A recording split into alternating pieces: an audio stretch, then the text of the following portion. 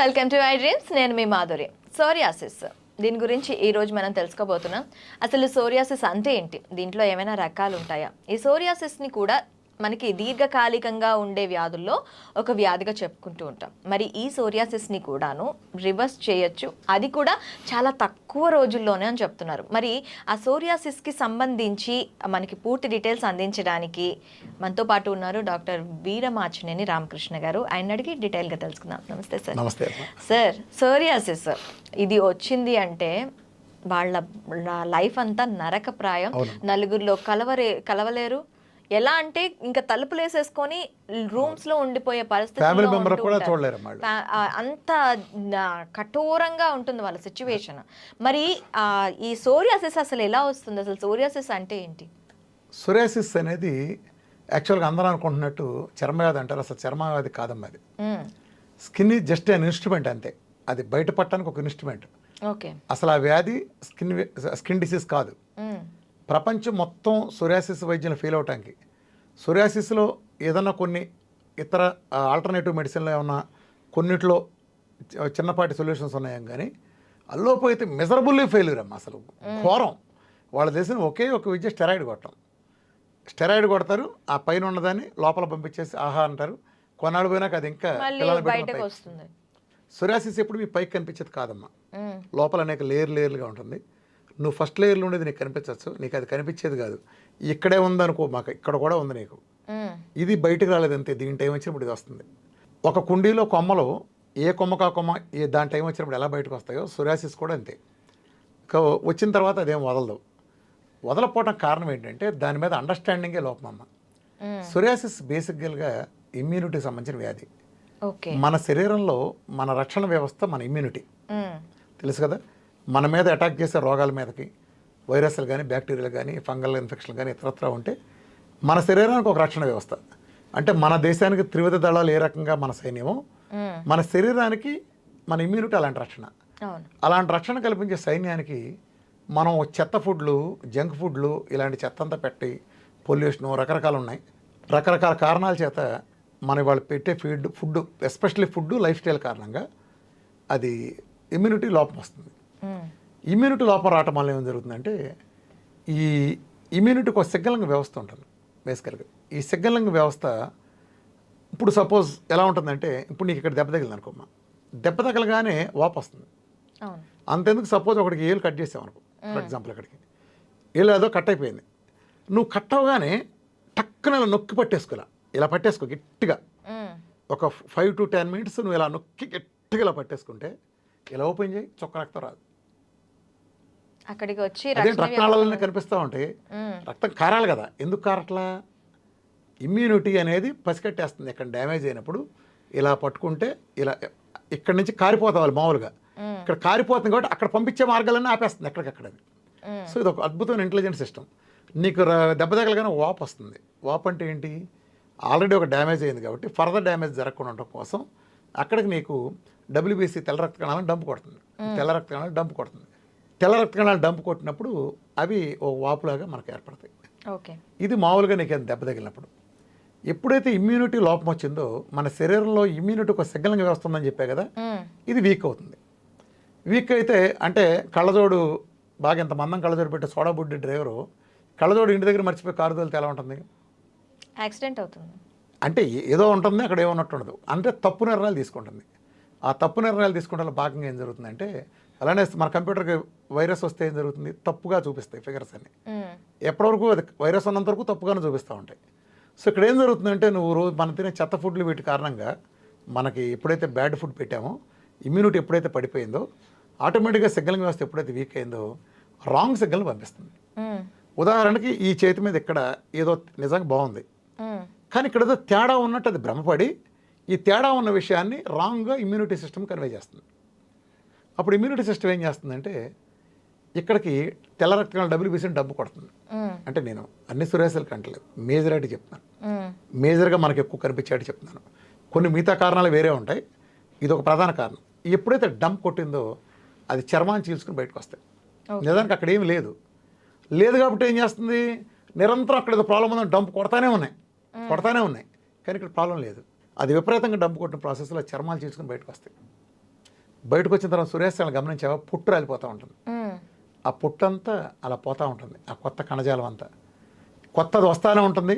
మనం ఎంత డంపు కొడితే ఇమ్యూనిటీ సిస్టమ్ అంతా అది అక్కడ రాలిపోతా, తెల్లటి పుట్టు రాలిపోతూ ఉంటుంది, కొత్తది వస్తూనే ఉంటుంది, మరింత పుండు విస్తరిస్తూ ఉంటుంది. ఇది ఎక్కువ మందికి వచ్చే సమస్య. ఇది ఇంకా చాలా రకాల కారణాలు కూడా ఉన్నాయి, మెడికల్ రీజన్స్ అవి చాలా ఉన్నాయి. మేజర్గా వచ్చే చెబుతున్నా. సో యాజ్ లాంగ్గా చదివినంత వరకు నువ్వు పైన పూత పోస్తావు, ఓ మందు ఇస్తావు, ఉపయోగం ఏంటి? సమస్య ఎక్కడ ఉంది? లోపల ఉంది, ఇంటర్నల్గా ఉంది. నీ ఇమ్యూనిటీ లోపం మూలం జరిగింది కదా ఇది. నీ ఇమ్యూనిటీ లోపాన్ని సరి చేస్తే అప్పుడు సరి అవుతుంది. నా డైట్తో నేను ఏం చేస్తాను, నేను శుభ్రంగా అద్భుతంగా ఇమ్యూనిటీ పెంచుతాను.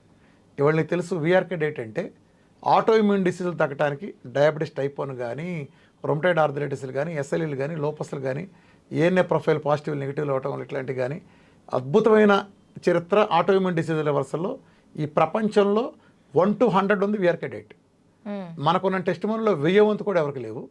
అసలు ఆ ప్రోటోకాలే తెలియదు వాళ్ళకి. అసలు ఆటో ఇమ్యూన్ అంటే నువ్వు గూగుల్ కొట్టుకో, డాక్టర్ దగ్గరికి వెళ్ళు, హ్యాండ్స్ అప్. మన డైట్లో తగ్గనే ఆటో ఇమ్యూన్ డిసీజ్ ఉండదు. ఇది కూడా ఆటో ఇమ్యూనిటీ ప్రాబ్లం సమస్య కదా. ఎందుకు ఆటో ఇమ్యూన్ తగ్గుతాయింది? ఇమ్యూనిటీ ఏ కారణాల చేత పడిపోయింది? నువ్వు దరిద్రపు రిఫండ్ ఆయిల్ ఇస్తావు, కెమికల్ ఆయిల్ ఇస్తావు, కెమికల్ కలిసి ఉప్పు ఇస్తావు, పురుగు మందులు కొట్టి కారం ఇస్తావు, కార్బైడ్ పళ్ళు ఇస్తావు, అట్లానే గ్లూకోజ్ మెటబాలిజం దుర్వినియోగం చేయడం వల్ల ఆల్రెడీ ఇన్సులిన్ రెసిస్టెన్స్లో ఉంటావు, లేదా తీవ్రమైన ఒత్తిడిలో ఉంటావు, నీ ఆహారమే రాంగు. సో ఇన్ని ప్రాబ్లమ్స్, అనేక ప్రాబ్లమ్స్ కలిగితే ఇమ్యూనిటీది. ఒక్కొక్క ప్రాబ్లం సరి చేసేస్తే సరిపోద్దిగా. ఇప్పుడు ఈ గదిలోకి వచ్చినప్పుడు ఒక కొత్త ఇంట్లోకి వెళ్ళావు, చండాలంగా ఉంది రూమ్ అంతా, ఒక్కొక్క రూమ్ సర్దుకుంటూ వస్తే సరిపోద్దిగా. అయిపోతుంది. ఒక రోజుకో 2 రోజులకో ఇల్లంతా పాతగా నీట్గా తయారు చేయగలంగా. మొదటి రోజు ఉన్నట్టు చివరి రోజు ఉండదుగా. అలా నువ్వు ఎప్పుడు అదే దరిద్రం అలానే ఉంచేస్తే ఆ ఇల్లు ఎప్పటికీ అలానే ఉంటుంది. ఇది కూడా అంతే. నువ్వు ఇదివరకు ఏ దరిద్రం పెట్టి సెల్ని నువ్వు పాడు చేసావో, కెమికల్ ఫుడ్ ఎప్పుడైతే పెట్టావో, జంక్ లాంటి ఇర్రెగ్యులర్ టైమింగ్ ఇదంతా చేసావో, ఓ సిస్టమ్ లేకుండా ఆటోమేటిక్గా నీకు ఇమ్యూనిటీ దెబ్బతింటుంది.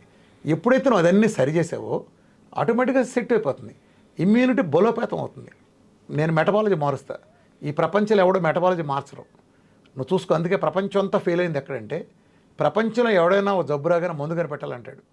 అది నువ్వు అలోపతి వేసుకో, ఆయుర్వేదిక్ అయినా, హోమియో అయినా, ఇంకోళ్ళైనా మందు కనిపెట్టాలంటారు.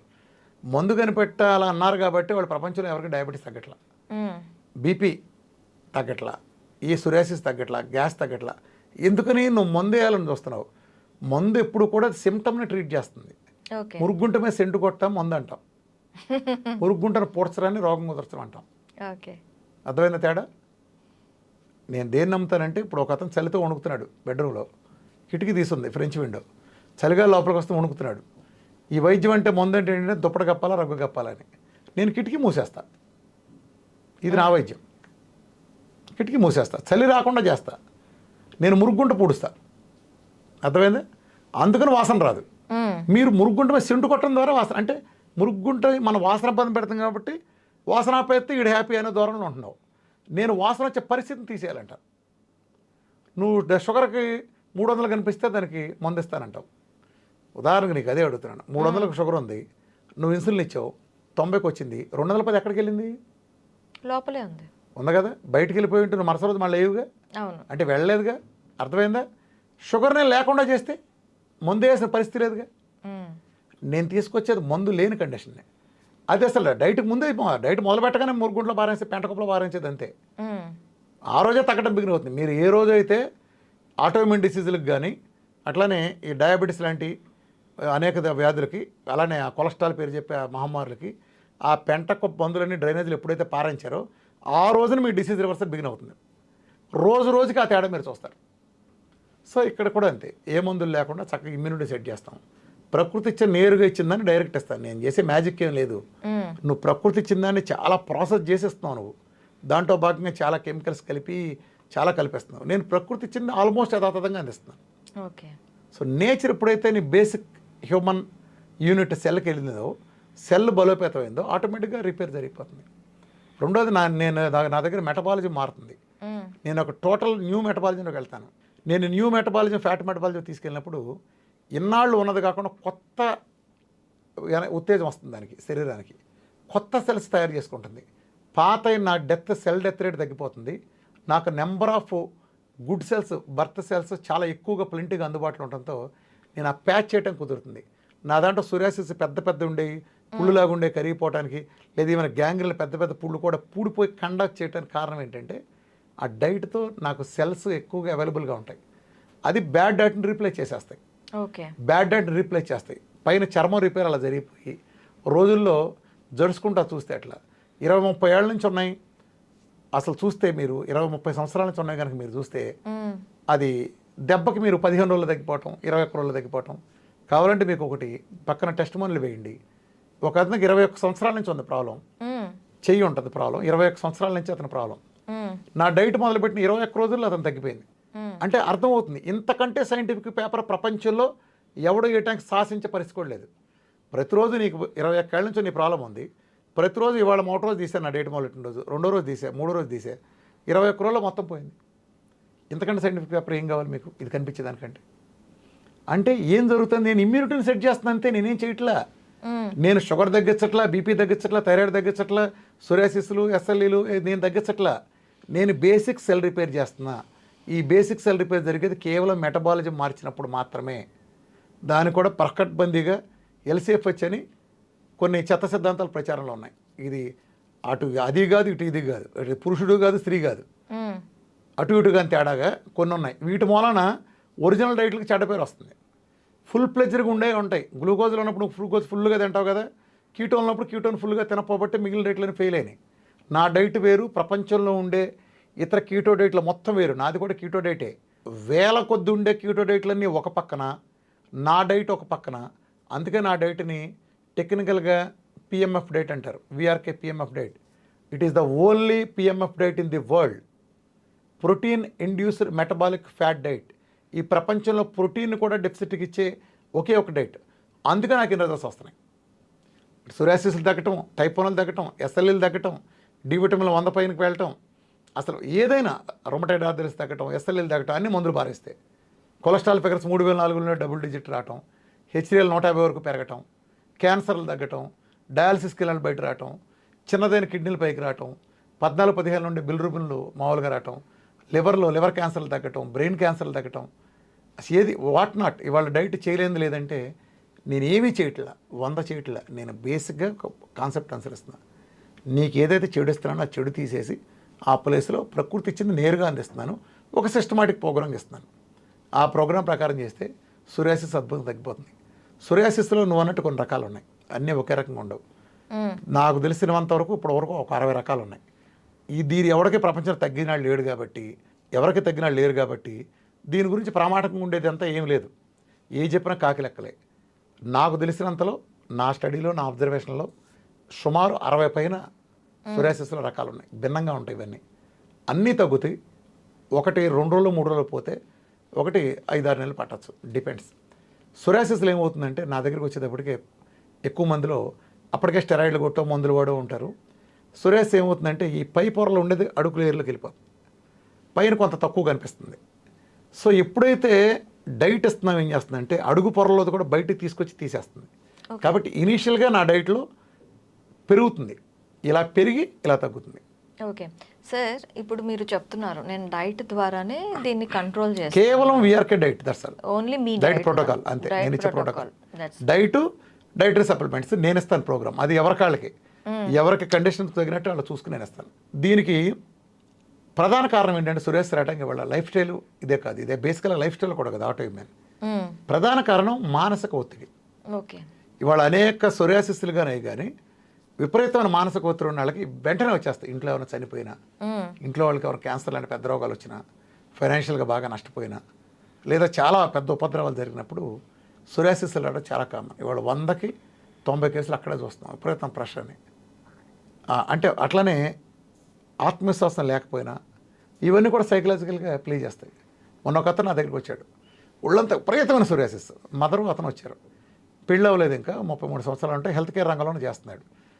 ఎంత పెద్ద హాస్పిటల్కి నీకు అవ్వదు, నీకు పెళ్ళి కాదని చెప్పారు. వాళ్ళు కుంగిపోయారు. నిన్న రాగా నా దగ్గర ఎవడాడంది దెబ్బ తగ్గుద్ది నీకు అదని చెప్పి చూపించి చేసి నాకు సబ్జెక్ట్ చెప్పినాక వాళ్ళిద్దరూ ఏడ్ చేశారు ఆనందంతో.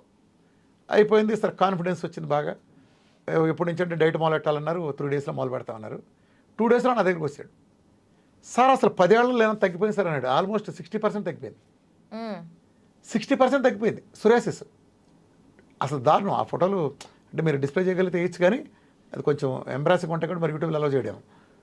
తగ్గిపోయింది. ఎందుకు తగ్గిపోయింది? 10 ఏళ్ల నుంచి ఉన్న ప్రెషరు తగ్గదు పెళ్ళి అవ్వదంటే ఒక పెద్ద ఒత్తిడి ఉంటుంది. అవును. ఎప్పుడైతే నేను తగ్గిపోతున్న ధైర్యం ఇచ్చానో 100%, కౌన్సిలింగ్ బలంగా ఇచ్చానో, అతను మానసికంగా బలంగా నమ్మాడు. అక్కడ టెస్ట్ మోల్ అతనికి తాతల లాంటి సోరియాసిస్లు రోజుల్లో దగ్గర చూశాడు. ప్లస్ అక్కడ సోరియాసిస్ వచ్చిన వాళ్ళ గురించి అక్కడ సెంటర్లోకి వచ్చినప్పుడు సోరియాసిస్ వచ్చిన వాళ్ళు డైరెక్ట్ చూశాడు.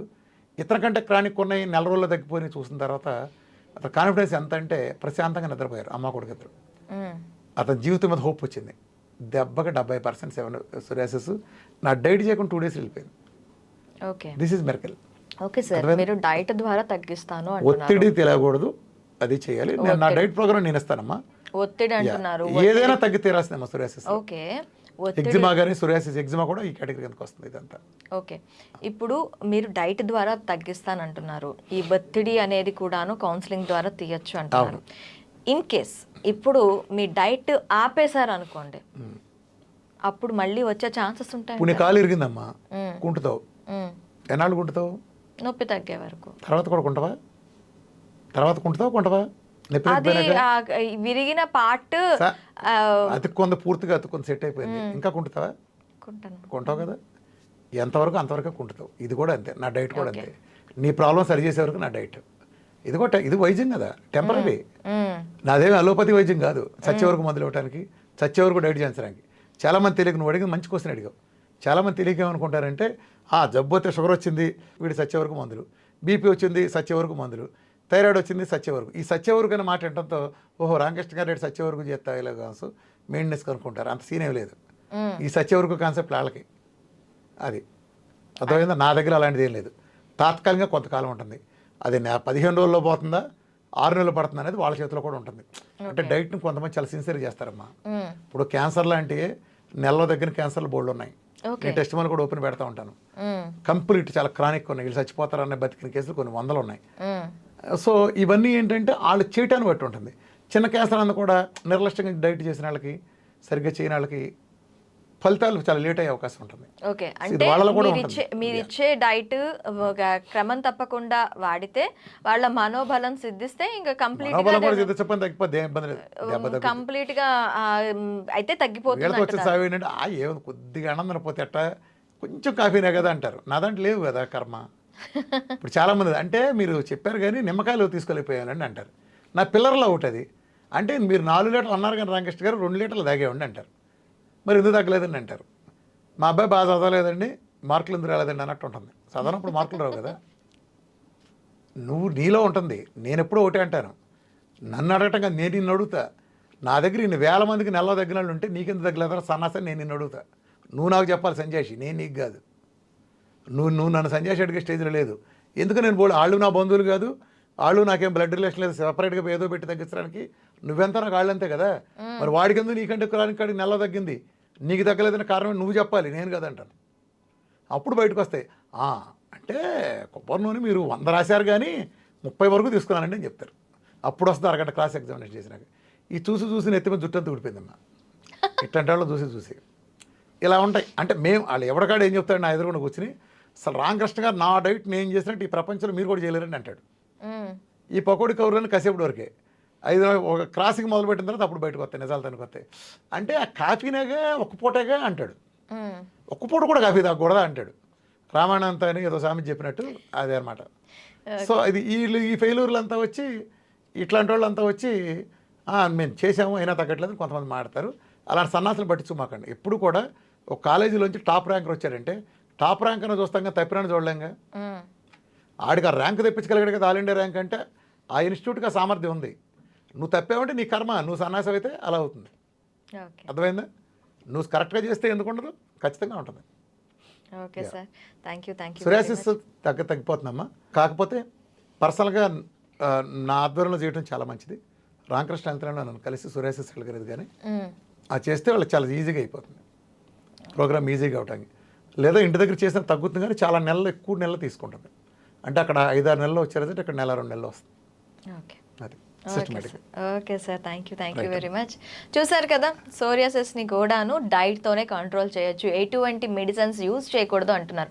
సో ఒక్కసారి వాళ్ళ హాస్పిటల్ని విజిట్ చేసి వాళ్ళ ఇన్స్టిట్యూట్ని విజిట్ చేసి ఎవరికైనా ఎలాంటి ప్రాబ్లమ్స్ ఉంటే ఖచ్చితంగా రివర్స్ సోరియాసిస్ని కూడా చేయొచ్చు అంటున్నారు. సో మరొక అంశంతో మేము ముందుకు వస్తాం. Stay with us.